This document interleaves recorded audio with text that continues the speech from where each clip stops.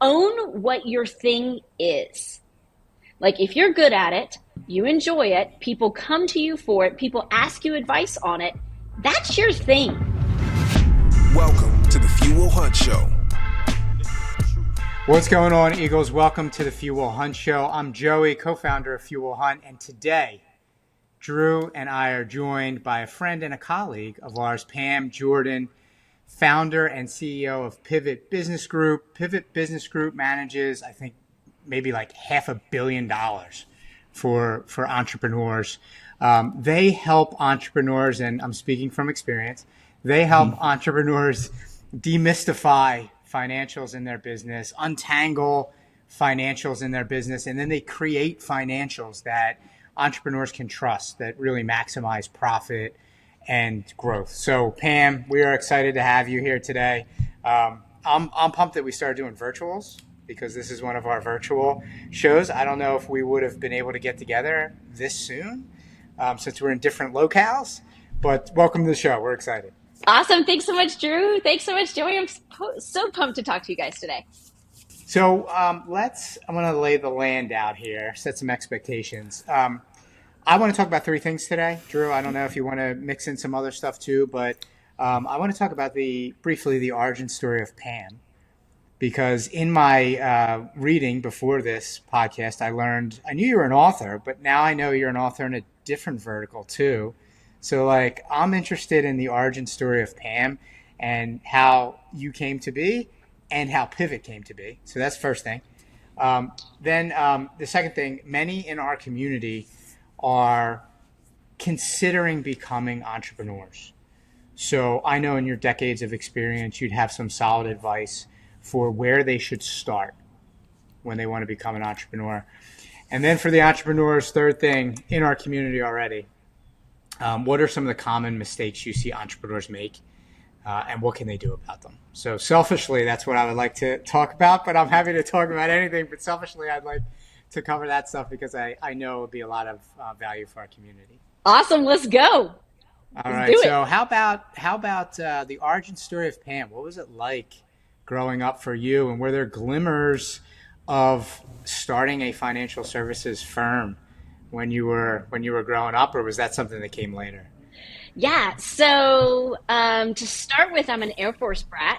So my dad did 27 years in the Air Force, moved around. So when I moved into college, it was my ninth move. We lived overseas. So every 2 to 3 years getting yanked up, transplanted to a new spot, you've got to make a brand new version of yourself. And I was really lucky that those transitions worked well for where I was in life. My older sister definitely got shafted. She got pulled out right after her freshman year, right before her senior year. And the timing for me, it was amazing. So whenever I got to a new place, I could remake myself. So what people liked and were drawn to, I would become more of, and what people really weren't receptive to, I would just scoot to the side. And I was able to better myself, where my sister, poor thing, it just tossed her a shit hand, right? She's amazing and survives in life and is a great human, but we both treated it differently. And so what that taught me was what people like, how to respond to people, how to get people like you, and to do what you want quickly. It taught me how to be an achiever.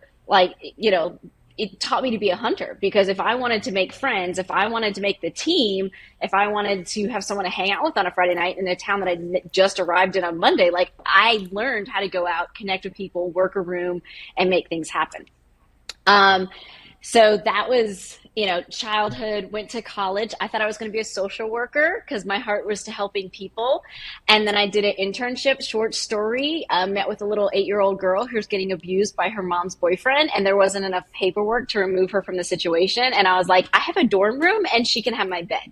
And I quickly learned, I would go to jail because I would just shoot him. And I can't steal children to save them. So I learned pretty quickly that social work was not going to work out for me. And so then I was in ministry for a while, which was a fun ride.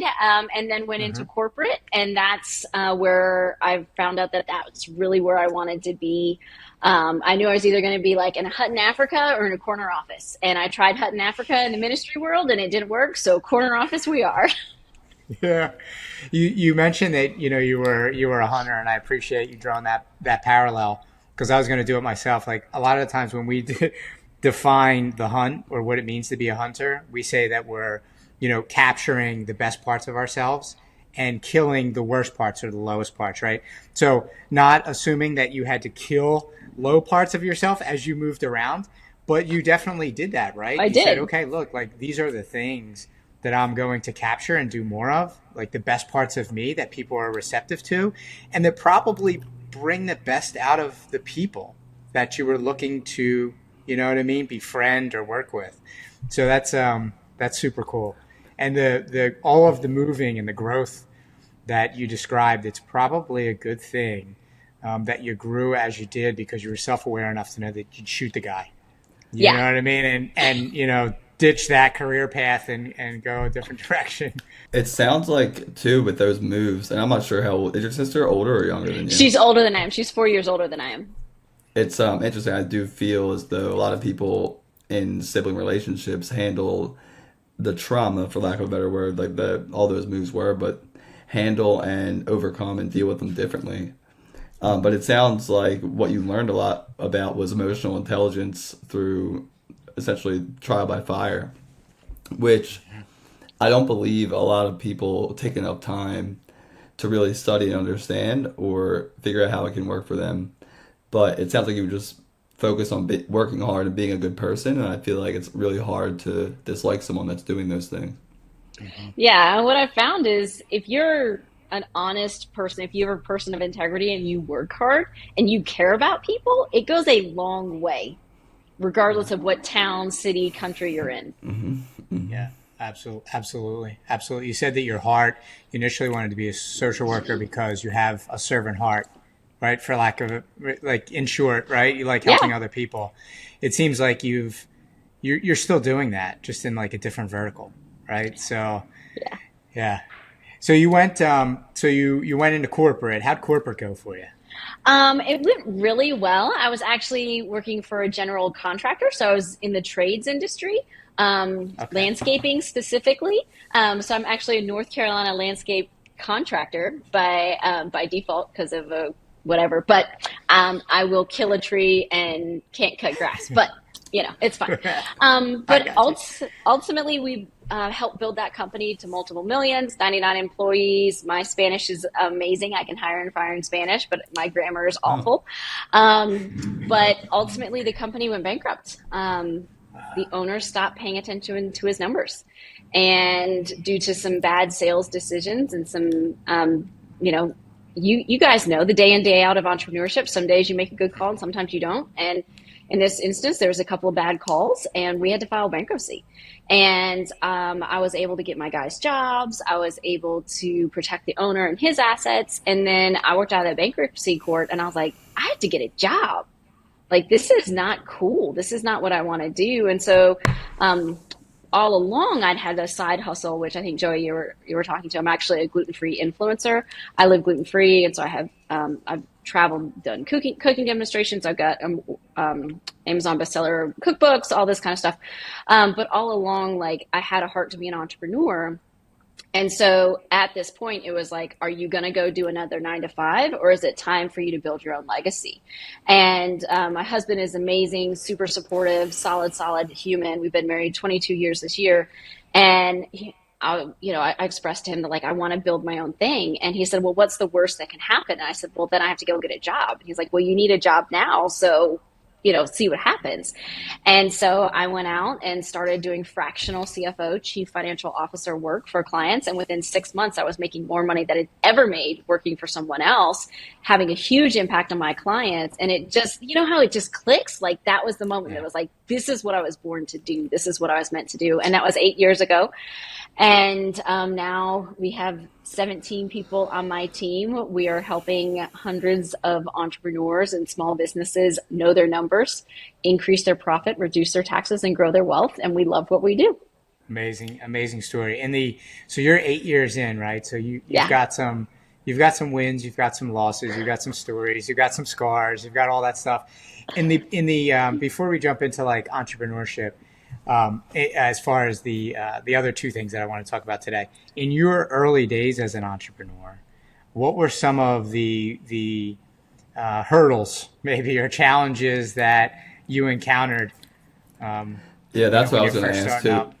because a lot of our listeners are side hustle entrepreneurs, right? There are a lot of people in the few that want to be their own boss, Right.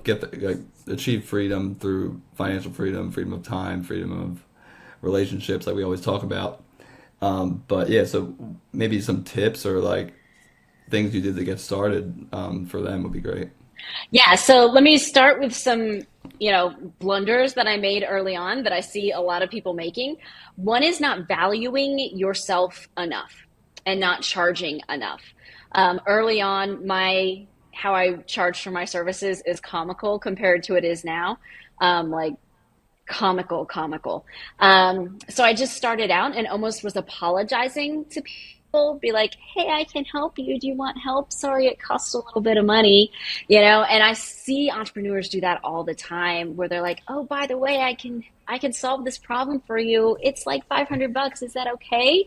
Like you're almost apologizing, and so that was something that very early on I had to work through and be like, "No, you know what? I know my stuff. I bring value. This is what I'm worth. Are you in or out?" And so it was an evolution for me to be confident in what I was and get a couple wins under my belt of like, dude, I just did that. Like that company's value went up $1.2 million because of what I did. Like this matters. So that's a huge mistake that I did early on. And also is not having a structure around what I was performing. And I know you guys see this all the time. You've got buddies that are like, "Oh, I want to start my own business." Oh, great. And they just like sell this, that, everything. They have no packages. They have no clarity. They have no process. They're just selling anything just to put food on the table, right? And at the that's fine, but there's a very short runway where you need to get your crap together and you need to figure out like, this is what I do. These are my services. These are my products. This is what it costs. And then rinse and repeat that, right? Like, it doesn't matter what Chick-fil-A you go to, the fries are going to be like bomb, right? Like it's because there is a one way to make Chick-fil-A French fries. And you need to, in your business, figure that out. And early on, I was trying to be all things to all people. So if someone would come to me with a cash flow problem. Oh, I can solve that. Oh, you've got a sales problem. I can solve that. Oh, profit isn't where you want. Oh, I can figure that out. Oh, marketing? Sure. I can build a funnel, right? Like, no, I can't, And so that was definitely early lessons for me of like really honing in what was my skill set, what was I good at, and what was my value that I was bringing to people. Yeah, that'll really resonate with with the members of our community because they're rooted. Those two things are rooted in two things everybody struggles with. I think it's like a bit of imposter syndrome, right? When in the beginning you're like, you're apologizing for what you're charging or you're undercutting yourself. There's that, am I really that person question that your brain keeps running through, So the imposter syndrome. And then the second thing is really like a scarcity mindset, which we all kind of battle with, right? Because you don't want to say no to something that could potentially bring money in to put food on the table. So you find yourself doing everything. And when you do that, you're pretty much good at nothing, right? So 100%. We two things experienced that, Gedra. we experienced a lot of the same things, and when we were starting, we were basically selling our T-shirts at the same price we were buying them, and me and Joey were making sales, and we're like, "Oh my God, we got something here." And it's like when we look at the numbers, like, "Oh my God, like we don't like, you know what I mean? We gotta figure something out." Even to this day, we still struggle with that. I mean, you guys are always telling us to raise our prices, and Yes, please. we're very reluctant. We've come a long way since You're listening. Well, I'm so proud of you. we've come away, but we will come a long way soon. So there are two things I think everybody struggles with really on the daily, even outside of whether they're an entrepreneur or not. Yeah. So definitely, was there in that moment? It sounded like if we look at the first thing, when you were charging much less than you should be charging for your services, right? There was a moment, I think, where you had to step back and look at yourself and say, like, here, I have proof that I'm this person, right? Yeah. You know what I mean? Yeah. Like, my work has translated into proof, and you had to kind of step back and focus in on that and say, okay, like, I'm going to do this. Like, this is who I am. I can do this for other people too. you know? For sure. So, Yeah. Once you get yeah. one of those wins, you just got to look at yourself in the mirror. And I think actually mine was driving, and I was looking in the rearview mirror, and I was driving back from a client that I had no business being at anymore because like I just outgrown what they were. And I'm like, what am I doing? Like I just did this amazing thing for this client and I just leaving like I wanted that view in my rear view from now on, right? Like it was literally a visualization of like, this is not where I'm going anymore. I'm done with that. This is where I'm going. And I think we all have that moment, you know, in the shower, when we wake up, driving, like gut check of like, what the crap? Like this isn't in alignment with me and what I want anymore. Yeah, I think that there's a certain amount of chaos that starts to bring clarity to you. And then in that, like you have that moment. It's either like a shower thought or you're brushing your teeth, looking at yourself in the mirror and you're like, wait a second, what is going on here? You know what I mean? Like I need to make a change. I need to make a change. Was there, on the second thing, it sounded like, you know, you had to learn how to say no. Yeah. Right? If somebody, because now, you know, you have a reputation of being somebody who gets the job done. So now, naturally, people are going to come to you and say, hey, can you build my marketing funnel? Can you do this? Can you do that? Because they trust your work ethic and who you are and your talent. So how did you learn how to say no to the things that weren't within your zone of genius? Was there another like aha moment or? So part of it was just being fed up with doing things that I wasn't good at. What I found out is like the things that I was procrastinating on and delaying doing were the things that were outside of what I was good at. And as soon as I stopped doing those things, I was hungry again, right? Like you've got to be hungry to go out and kill and get it done. And so by letting go of those clients that were requiring things of me that were outside of what I wanted to be doing, I then had capacity to go be hungry and be like, dang, I got 2 days a week I can fill. Like, let's go. Let me go talk to some people. Let's go make some things happen. And I wouldn't have had that capacity and I wouldn't have been hungry had I not gotten rid of what I didn't need to be doing. You're like killing the darlings for what Bader's calls it. That is what you said is super, super wise because sometimes Drew and I use, especially in Rise, the term zone of genius. Yeah. And some of our community members are like, well, I don't really know what my zone of genius is. Like, is there an indicator? And you said something very wise. The things you were procrastinating on were the things that you found were outside of your zone of genius. Yeah. You know, in other words, like you're procrastinating on them because you really weren't passionate about them. No, they weren't things that I wanted to be doing anymore. Yeah. And that zone of genius, like, yes, there's a technical aspect to it, but there's also like a passion part of it as well. You know what I mean? So the one thing I want to touch on that is, was there a point in time when you decided it was time to start focusing more on your zone of genius or filtering off or killing off some of those clients or people that were kind of holding you back from what you actually wanted to do? Because a lot of the time when people start, they always want to they want to work on their passion, right? They want to be fulfilled in their work, but we all know, the three of us know, that with entrepreneurship for a long time, there's a lot of times you're doing things you don't necessarily want to do. Still to this day, there are things on my plate. I don't want to talk to Pam. Sexy stuff. I don't want to talk to Pam every day for to be honest, but unfortunately I do. Come on, I'm fun. But that has nothing to do with Pam. That's right. Numbers. What, you don't want to look at your P&L and talk retained earnings? Come on. Yeah, no, I think that's a great point. And I think for me, what it was is it became the eye-opener that I needed to grow my team. And those things that I was good at but was procrastinating weren't my zone of genius because, to use your term, Joey, I wasn't passionate about doing those. But there were amazing humans that are passionate about reconciling. So do you know what I did? I went out and found me one and I hired her, right? Yeah. And so my clients still needed those tasks. Could I do them? Yes. Was I good at them? Yes. Did I want to do them? Hell no. So then it was a matter of, ooh, we got balloons. Now let me build a team of people who that is their zone of genius. They don't want to be front and center. They don't want to be client facing. They just want to sit in their corner, be number ninjas, knock it out, and then go on with their life. And so for me, it was a matter of expanding my team, which then for a lot of strong-minded people becomes a problem of delegation. And I'm I struggled with that for about a month, and I'm like, this is dumb. Done is better than perfect. If someone else can do it 70% as good as I can, it is now their job. Sounds like you put those things through that GWC filter, if you're familiar with EOS, like, the Yeah. get it, want it, or you're capable of it. You got it, you were capable of it, but you did not want it. Like, that's the passion thing. So, I mean, we went through a similar moment here, and that's how we got hooked up, Yeah. because we needed to delegate and outsource some of the financial aspects of our business to someone who's super passionate about it, and that's you and Pivot. Yeah. Because we like Did looking you? at numbers all day. It's fine that you don't. And that's perfectly, Yeah. that's cool. That's why we Yeah. all have jobs. Yeah, Yeah, exactly. we just want to make cool T-shirts all day and roll jujitsu at our Yeah. warehouse. Yeah, yeah. Did you run into any hurdles or roadblocks when it came to delegating? Like, did people not work out, or think balls Oh, of dropped, or course. Yeah. I fired someone yesterday. Like, yes. okay, Yeah. Right. Like, what I find as an entrepreneur is no one is you. that's the one Right. thing I say a lot is no one's going to care as much about your dream or your business as you do. Exactly.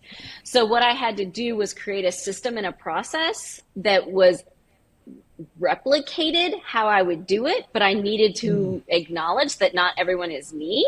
And so they approach the system and the process differently than I do. But if the client is still getting the results and if we're still doing the same process, it's a win.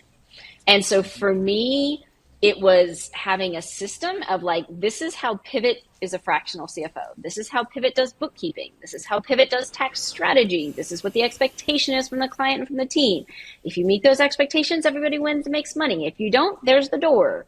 And so that was what I had to build. And unfortunately, for some amazingly talented people, I burned through them before I had that really articulated. And so I had some crazy good, talented people that didn't have a playbook to run and guardrails to stay within. And so they just bombed. And it was, as the leader, it was 100% on me because I didn't do my job to set the parameters of what the expectations are. And so now we have very clear processes. I've got a certification that all of my CFOs go through that says, look, this is how we CFO. This is what I expect. This is what the client engagement looks like. And if you can't play ball, there's the door. I was actually going to ask you that question as you were essentially learning how to delegate, like retraining yourself on done is better than perfect. Did you lose good people? Because that's one thing I hear from all of my friends that are entrepreneurs. They say, like, if I could go back in time and I learned how to delegate properly and build systems, I would have been able to keep some people on the team that were like really like superstars or studs. It's kind of it's like the shrapnel sometimes as you're learning as a leader. Well, it's the collateral damage of us learning as leaders. Mm-hmm. And unfortunately for them, they were rock stars, but I wasn't ready for them yet. And, now that I've got my systems, I'm attracting the right people. And it's bringing me the good people that are wanting to play ball with me and run the playbooks. But I hate it for those people because, they definitely lost out. And I lost out of doing doing life with them because I just wasn't ready as a leader. And that's on me. That being said, Cody Sanchez has a great quote that she said she got from her dad. But it's, if you haven't spent a night with your head in your hands wondering how you're going to work it all out or figure things out, then you're not actually doing entrepreneurship, like you're not actually in the game.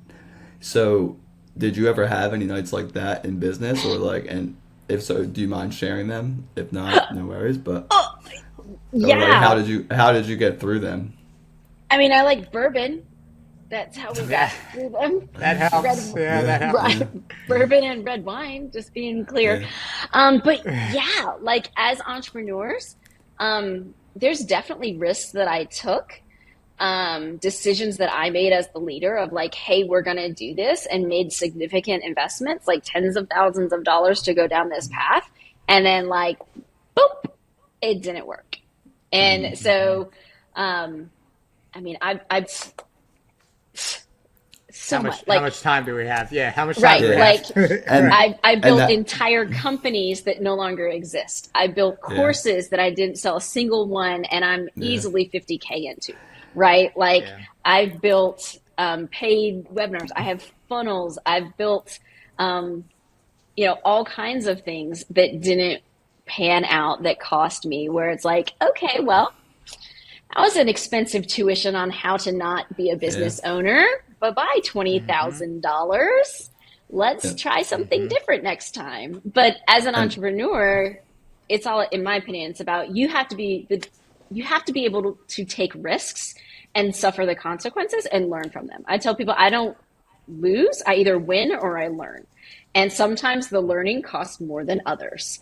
And unfortunately, that's part of this journey. But if I wasn't willing to take those risks and drop the 50K for this or the 20K for that or the 15,000 for the stupid thing that I thought was going to be life changing, I wouldn't be sitting where I am with the team that I have. But I was willing to take those risks because other risks that I took did work. And here we are. it sounds like with all those ups and downs, what you did was you always figured it out. And that's the one thing I made mistakes in the past of trying to get, like Joey and I always say, getting other people to be an entrepreneur, right? It's almost impossible.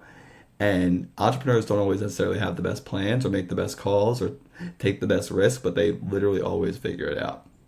And that's something that I believe separates the three of us and also the few from the many, right? The ones that are going to start the businesses, win in business, are just the ones that figure it out when shit hits the fan. And that's the difference. Yeah. That's the difference in your community. They're the ones that wake up early and do the work. They're the ones that get kicked in the face on purpose, pick up a 50-pound bag and go up a mountain for fun, right? Like that's what being an entrepreneur is like getting kicked in the face. That hurt.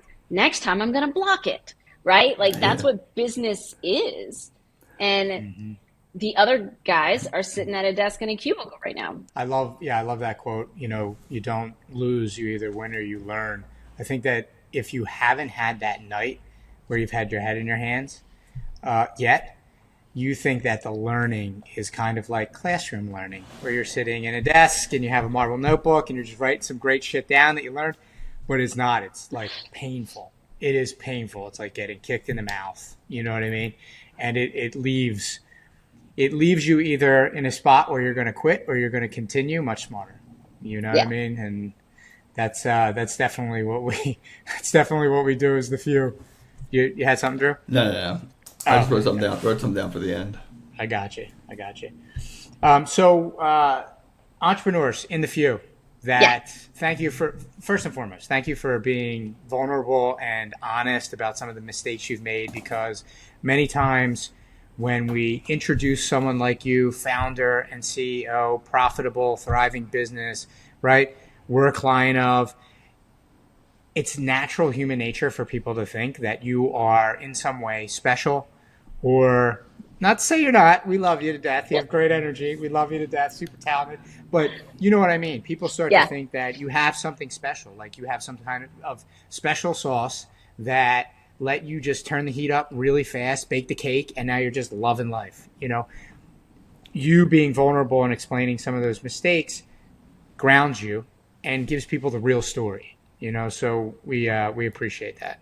Very much. Absolutely. There's hiding that doesn't help the next woman or man that wants to build their own empire.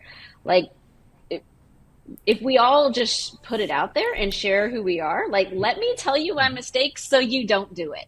Right. And this year really has been our best year for multiple metrics. And everyone's like, oh, what'd you do different? And I'm like, we're the overnight success that took 8 years. And I just put my head down and worked every day. Like, there is nothing that I did this year that was like the thing that solved all of my problems. I just worked hard for 8 years, and here we are. It compounded. It compounded. During this year, when you put your head down and you worked, did you find yourself focusing more on the work that was directly in front of you, or more on the goals that you had for the year? Like, was there a balance between the two? Like, what do you think? So it's a great question, Joey. So I think first part is I really got clarity on what I want and what my future looks like. My husband and I like sat down and we're really intentional at the start of the year of what does success look like for us as a couple? What does success look like for us as a family? We have 3 kids. What does financial success down the road looks like? And like, I know what our true north is. I know what I'm building for our family and the role that I'm playing in that. And so this year, all of the decisions I'm making are for that end. So like, hire this person. Does it get me closer or further from that? Yes. Build this software. Does it get me closer further? No. Right. And so I just have a more honed in lens of where I'm going and being able to make decisions based on that, because I know where I want to go, and I'm vetting decisions based on that true north of what I want. And I think that has been something that I have more clarity on, that I didn't before. And I've also, like, I thought I knew what I wanted, but I also was kind of apologizing for it. And now I'm just owning it. Like, no, this is what I want. And I'm sorry if that offends you, but this is what I'm building. You can either cheer me on, help, or get out of the way. Yeah. Makes sense. We always say, whether you push us, support us, or doubt us, thank you. It's gonna happen. It's gonna happen anyway. Things for me in life really started to unlock when I stopped, like you said, being sorry for what I wanted and what I was doing and having success with, right? Like, I would always like want to hide any of my wins because I didn't want people to think I was doing better than them. But when you stop being apologetic for making decisions based on where you want to go in life, things really start to unlock and life just gets better, right? Like, you don't live in constant fear of being judged, which I know, being free thinkers and entrepreneurs and leaders like we are, like, that back to imposter syndrome can start to creep in. Yeah, 100%. For sure. So for the, we took a little bit of a turn there, but it was a good one. For the members of for the members of our community that are considering starting a business, considering taking the wild roller coaster ride of entrepreneurship, where do you recommend they start? Sure. So what I would consider people do is find a quiet spot, pour a glass of something, and then start writing down or thinking about, what do people come and ask you advice on? What do people come to you as the expert in? What are you known for? And if those 3 things align with what you want to do, you just found your thing. Mm-hmm. Because so often people will be like, oh, I want to start a PR agency or some off the wall thing. And I'm like, okay, well, what do you know about PR? Oh, I just think it'd be fun to learn. No, like, well, it turns out you're really good at making logos. Like, so own what your thing is. Like, if you're good at it, you enjoy it, people come to you for it, people ask you advice on it, that's your thing. Yep. And then it's just about figuring out how you can monetize it and start hustling. Like, get a client, even if it's your uncle and he pays you with beer, right? Now you have a client and you are in business, because the next time you can start speaking in plural. I have clients, right? And it's just like, now you're working for your neighbor, right? And now you're doing a logo for the, pizza place that you order from, right? And so it just rolls. Yeah. And then once you get a couple wins under your belt, pour a glass of something, get a piece of paper out, and just reassess, like, what do you want this to look like? What does success look like for you in this? And a lot of times it comes down to freedom of time and freedom of money. But define that. Figure out what that is, and then build a business that allows you to do that. Having an LLC, S Corp, even as a W-2 is one of the best tax strategies that you can have. I have a lot of friends that work W-2s, even teachers, and I'm like, sweetie, like, here's how we're going to save you 10 grand in taxes this year. You're going to open an LLC, and all these cookies that everyone's asking you to bake for their parties and you're decorating beautifully is now an LLC, and you're going to counteract your W-2 income, and you're going to get a refund, right? Like, let's go. So figure out what you're good at, what you're passionate about, what people ask you about, and then start hustling for it. See how the market responds to it, and then start a company and start doing it.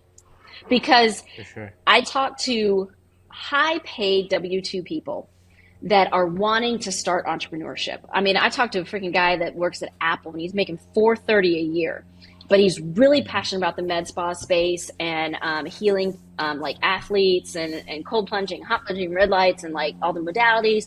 And he's like, I just, I'm dipping my toes in the water. I'm like, quit your job, go hustle. Like, if you're hungry, you will go find the business. You will go make it happen. But if you're sitting fat and cushy in your W-2, you're not going to do the sales call. You're not going to go to the bar, to the coffee shop, to the chamber event, BNI, like whatever the thing is, to go find clients. Like, if this is what you're meant to do, go out and hunt. Like, just using your terms, like, go make it happen. Sitting fat and happy is not going to make your dreams come true of freedom and time and money. Otherwise, you're going to just keep clicking the time clock and retire when you're 65 with nothing that you've built. To live the time of your life or the time of your dreams, it requires a full-time effort. And that was one of the things, even, when we hooked up with B and he came on as a partner at Fuel Hunt, that was one of the stipulations. He was like, guys, you got to quit your jobs. Because up until that time, we knew what we needed to do, but we just didn't do it yet. We had to make that leap, and burn the boats, as they say. Oh, for sure. You mentioned something. You mentioned an example about the PR firm. Really, because it'd be fun to learn. Blah blah blah.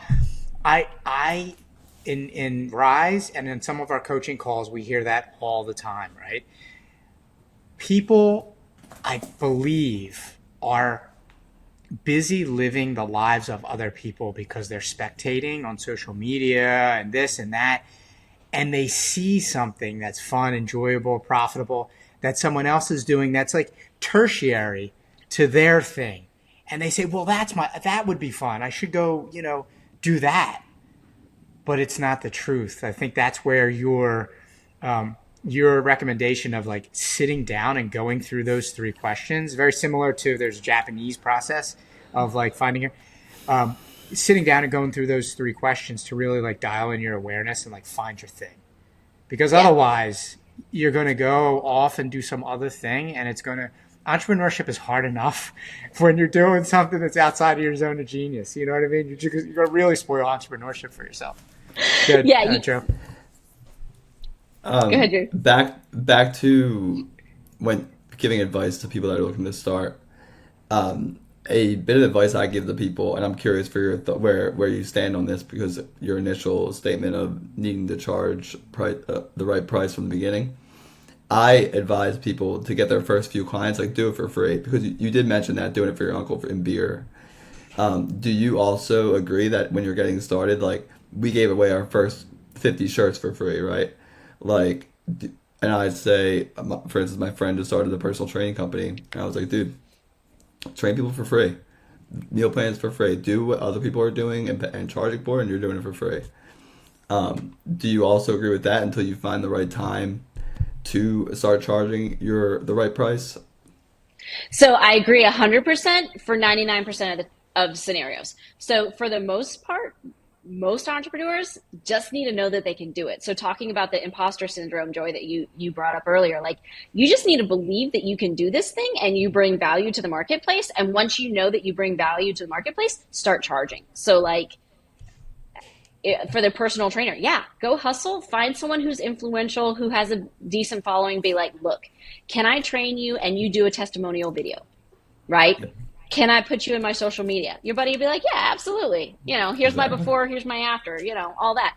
Well, all you need is 4 or 5 of those. And now you feel confident that you know what's up. You have proven stories of success. And now you can go charge, hundreds of dollars for your training. So definitely, yes. Because most of us need to know that we can do it. When you made that first shirt and you guys got together as cousins and had this dream and the frustration in the marketplace and had an idea to fix it, like, you kind of needed to like make the shirt and give it to someone and be like, wow, this is dope. Like, I love this. Right. Mm-hmm. And then you're like, oh, we've got something. And so most of us need that to just get that endorphin and that confidence of like, oh, this is going to work. I can do this, right? But there needs to be a very short runway of, okay, the marketplace is excited about it. They're receiving it well. I'm making a difference. I feel good about it. Let's go kill it and raise the prices and charge for the value that we're bringing. Exactly. For sure. Anything else on that, Drew? No, that was good. That completely answered my question. So for the members of our community that are already entrepreneurs at any stage in the game, right? Because you've pointed out some mistakes that I've made, and I'm years into the game, right? Like even now that I had to correct. So for the entrepreneurs that are new or have been in the game for a little while, what are some of the common mistakes that you see them make in business? Yeah. So the first thing is you are not your business, and your business bank account is not your piggy bank. So you are an individual and your business is a business. So treat it like one, right? Set it up as a legal entity, LLC, Inc., C Corp, S Corp, pick one. There's pluses and minuses for all of them. Set it up. It needs its own bank account, its own credit card, and then don't swipe your groceries with your business credit card. Keep them separate, because I have clients that come to me that are doing multiple millions of dollars. I literally just had one this week, over $2 million, and she's using her personal credit card for business expenses and Nordstrom. And I'm like, sweetie, can't do it. Like there's a veil between the two, and once you cross it, the IRS has a field day. So like, just be really clear about, this is my business, this is my business money, this is me, this is my personal. So as your business is growing, you want to pay yourself, set yourself up on payroll, or write a check or transfer from your business account to your personal account, and then pay your rent. Don't have the business pay your apartment. Like, separate them. But don't pay yourself on payroll if you're an LLC, though, right? Unless you have an S election, correct? Yeah. Yes. Asking for a friend. I understand how you're set up and how the IRS sees you before you just start paying yourself through W-2, just as a word of caution. It may have happened before. Yeah. So that's a great point of advice. How about some other, or great call out on that mistake? How about some others that you see entrepreneurs make? Yeah. You need to take time to be the CEO of your business.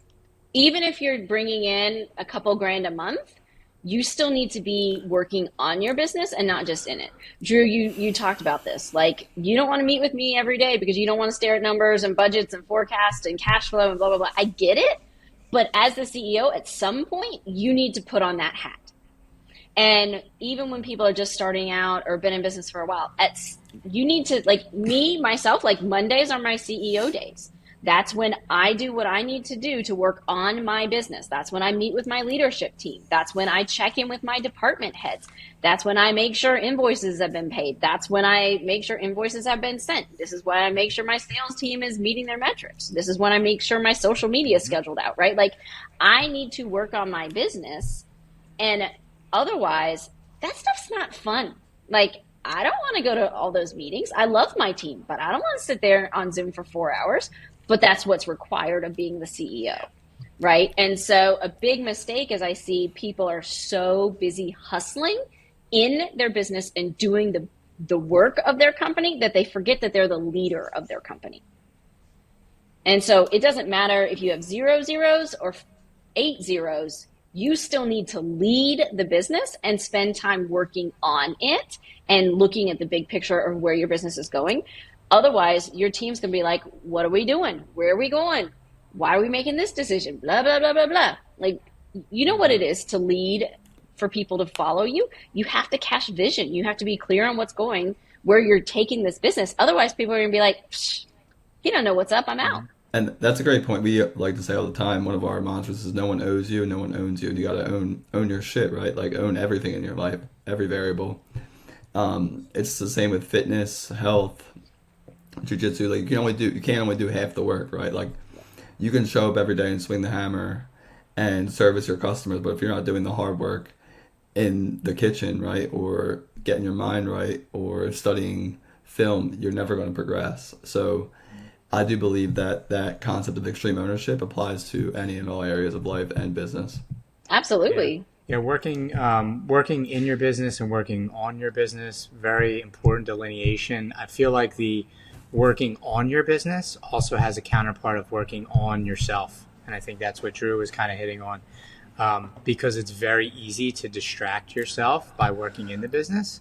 Yeah. There's typically things that need to be worked on the business that you're procrastinating on, and maybe those things would be tackled if you worked on yourself a little bit. There's like a link there, you know what I mean?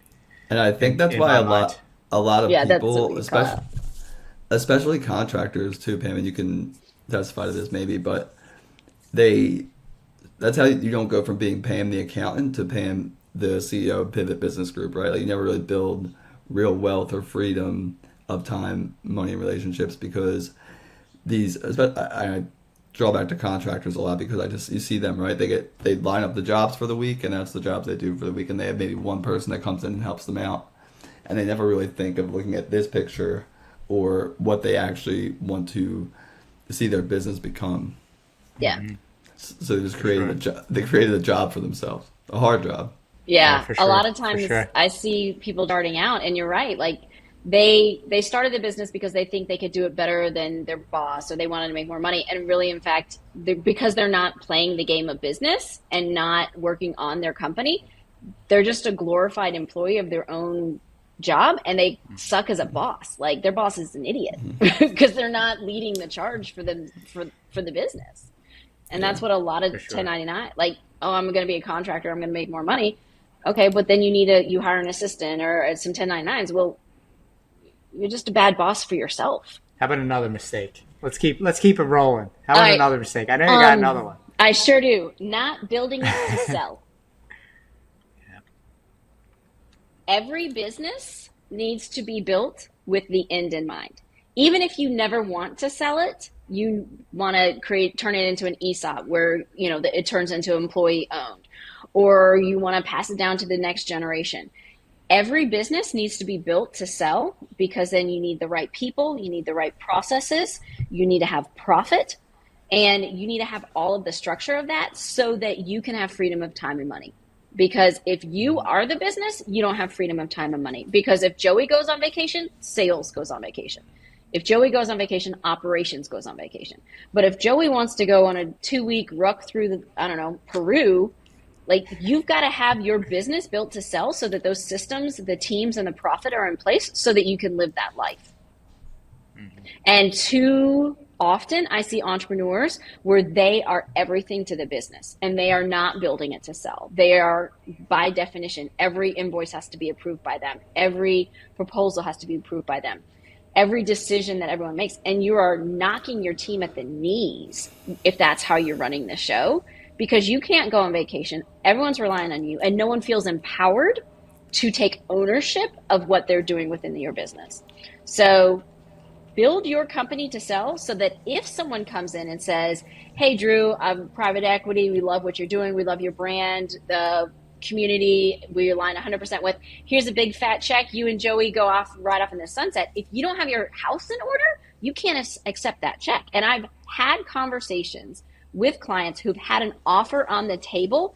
And I looked at the offer and I looked at them as a business and I'm like, you won't make it through due diligence, because due diligence is what comes after you get a LOI or a letter of intent. So someone wants to come by you, you get an LOI, and we help companies do this. You get an LOI, they're like, you're beautiful, we love you, we want your business, it's $2 million, we just need to look under the hood, and this check is yours. Well, then we go into due diligence, and they look under the hood and be like, oh, well, why is there a jet ski on this? Why is your girlfriend on payroll? Why is this? And where did this $40,000 go? And there's no, you're behind on taxes for 3 years. And, oh, everything has to be signed off by you. Thanks, but no. And they walk out slowly. What about in those instances? How about systems? Doing that due diligence, they're also looking for systems, right? Because they're saying, 100%. okay, like we're gonna have to install new people to do all this manual stuff, or pray that this person doesn't leave when this acquisition happens or this buyout happens. So they're looking for systems as well, right? Yeah, and that's where the processes come in. Like you've got to have your processes in place of this is how our client journey goes. This is how fulfillment looks. This is what our email marketing how it goes. Because if you can show to someone coming in, this is repeatable because it's the process or the system that we're following, they're like, boom, here's the money. Do you find that, so that's all absolute truth, right? But it's also it's a growing process, right? Like when the business is born and it first starts out, everybody's wearing all the hats, and it's crazy town, and then maybe there's not a calendar set up for promotion or things like that. But as the business matures and as the business grows, it's, our responsibility as entrepreneurs to install those systems and that organization into the business, like you're saying, so that you can prepare it for eventual sale, even if that's not a goal. Exactly. You never know what the future could hold. And then you need to be prepared to look at those processes and systems and retweak them. Because for me, like the systems that I built at 6 figures were beautiful and worked, and we are breaking all of those at 7 figures. Like just straightforward. Like for sure. What worked when we were doing 6 figures is not working at scale. So we're having to rework our systems. And the same thing with your team. The people that get you here aren't the people that are going to get you there. And so as we've grown, my team has changed because people were comfortable with us at this size aren't comfortable with us at this size and aren't part of the journey. And that's perfectly fine, right? They were there for a season. And if you're building your business to sell, focusing on your people, focusing on your systems and processes, and focusing on your profit, every time you hit another level, you've got to reevaluate all of that. Because, if you've got an amazing operator who knows how to run a $500,000 company, that doesn't mean Queen knows how to run a $3 million company. And if you're at 3 million, you need to up level your team. And then your systems are going to break and your profits are going to go low because you got to take over overhead. And so you got to retweak the whole system. So it's a continual growth process.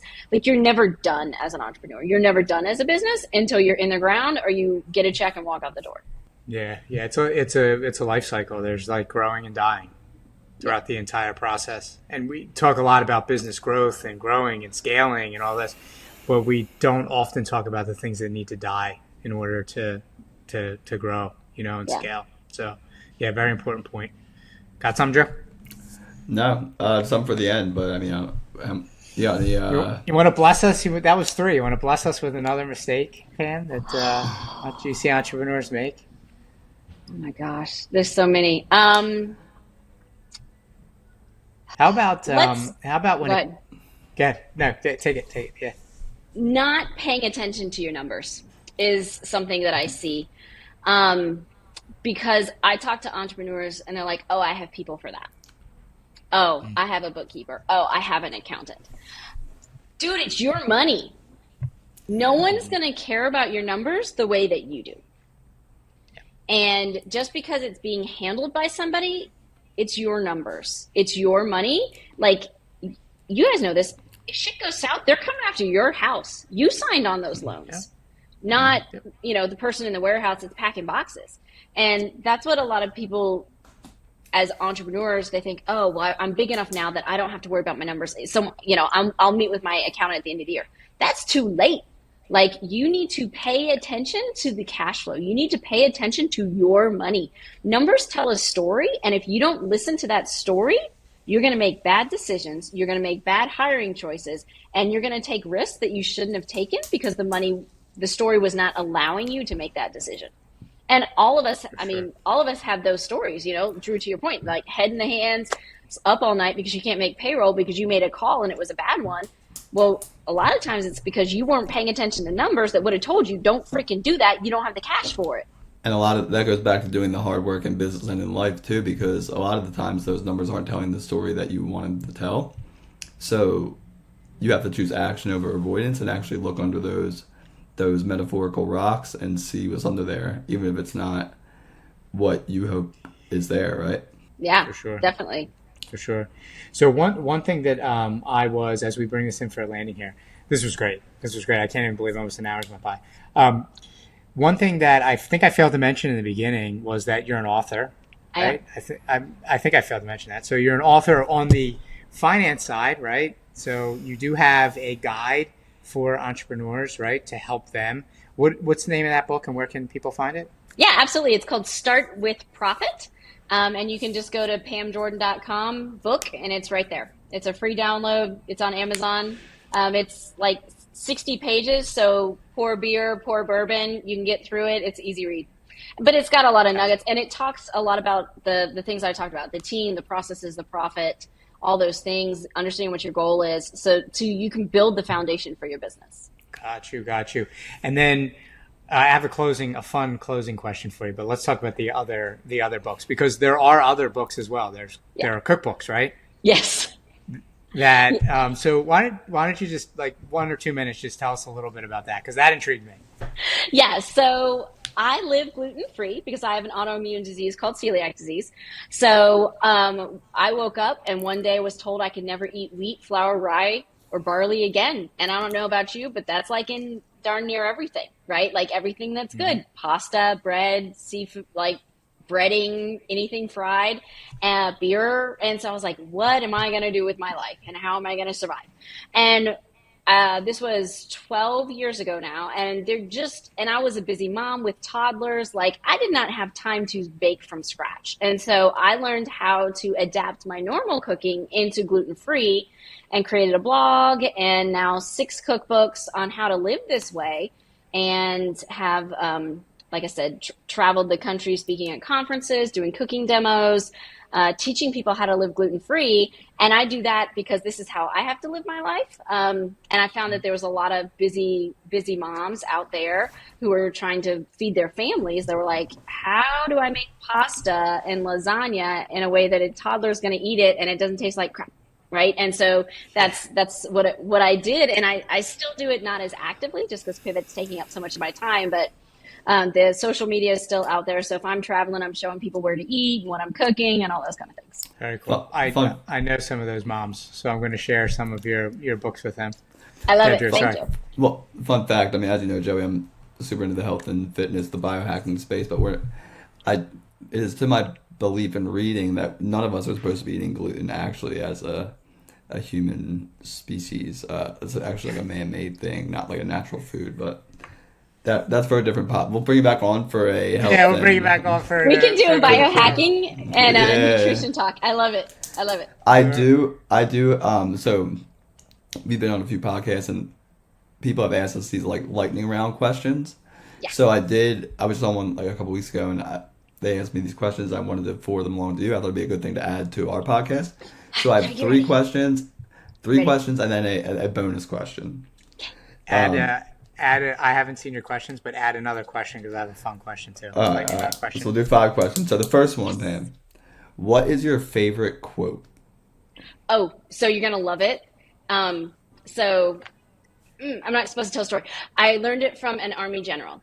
You can't soar with the eagles if you're running with the turkeys. Wow. That is applicable. We spun that to eagles don't fly with pigeons. So, yeah. I mean, it's definitely in alignment. A lot of the members of the Few are readers, because great readers are great leaders. What is your number 1 book recommendation? 10x is easier than 2x.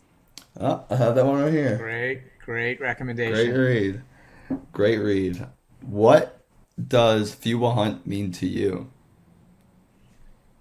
Not everyone's willing to do the work.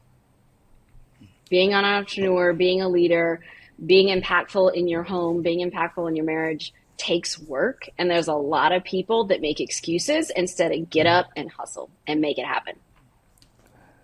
Period. Well, we're going to have Dane clip that one. Yep. And then my bonus question is, what is your favorite and or go-to gluten-free meal?